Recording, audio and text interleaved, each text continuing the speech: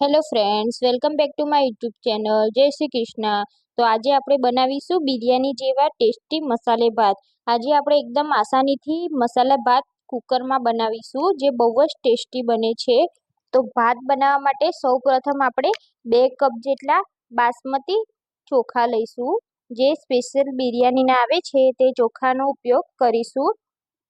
હવે આપણે આ ચોખાને ધોઈ લઈશું અને આપણે તેને 10 થી 15 મિનિટ જેવું પલાળી રાખીશું.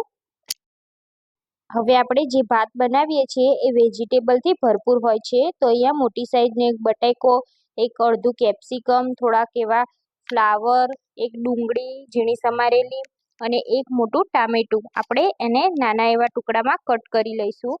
અને અડધી વાટકી આપણે લીલા વટાણા લઈશું. તો ભાત બનાવવા માટે આપણે કુકરનો ઉપયોગ કરીશું. તો અહીંયા મેં 4 ચમચી જેટલું તેલ લીધું છે. તો તેલ ગરમ થાય એટલે આપણે તેમાં ખડી મસાલા એડ કરીશું. તો મેં અહીંયા 2 સૂકું લાલ મરચું, 4-5 લવિંગ, 1 તજનો ટુકડો, 1 ચક્રફૂલ, 3 ઇલાયચી અને 1 તમાલપત્રનો ઉપયોગ કર્યો છે. તો આપણે તેલમાં તેને સોતે કરી લઈશું. આ રીતે તેલમાં સતડાવાથી આપણા પુલાવનો ટેસ્ટ ખૂબ જ સરસ આવે છે. તો આ ખડા મસાલા આ રીતે તેલમાં સોતે થવાથી તેનો ફ્લેવર ખૂબ જ સરસ ને ટેસ્ટી બને છે. હવે આપણે 1 ચમચી જીરું એડ કરીશું અને જીરુંને ફૂટવા દઈશું. અને પછી અડધી ચમચી હિંગ એડ કરીશું. હવે જીરુંનો કલર બદલાય એટલે આપણે એમાં જે સમારેલી ડુંગળી હતી તે પહેલાં એડ કરીશું અને ડુંગળીને આપણે સોતે કરી લઈશું.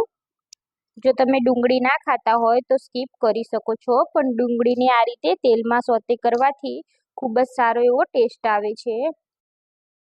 તો ડુંગળીનો કલર બદલાઈ ગયો છે. હવે આપણે ધીરે ધીરે જે શાકભાજી આપણે સમારીને રાખ્યા છે તે બધા શાકભાજી આમાં એડ કરી દઈશું. અને જો તમને આનાથી વધારે શાકભાજી એડ કરવા હોય, જેમ કે ગાજર, કોબીજ, તો પણ તમે કરી શકો છો.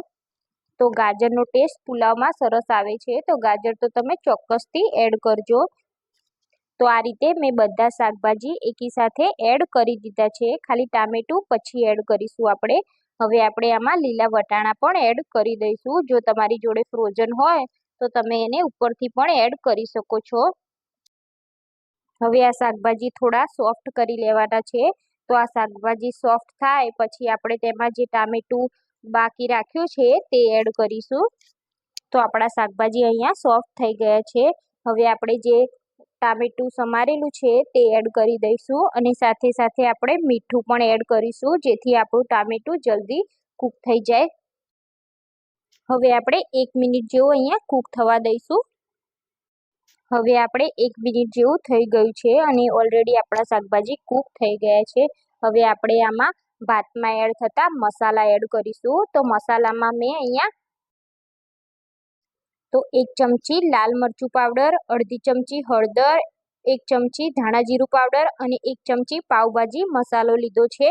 પાવભાજી મસાલાથી પુલાવનો ખૂબ જ એવો સારો ટેસ્ટ આવે છે. તો આપણે તમારી જોડે જો બીજો કોઈ મસાલો હોય, ગરમ મસાલો, તો તમે તે એડ કરી શકો છો. પાવભાજી મસાલાની તો વાત જ કંઈક છે.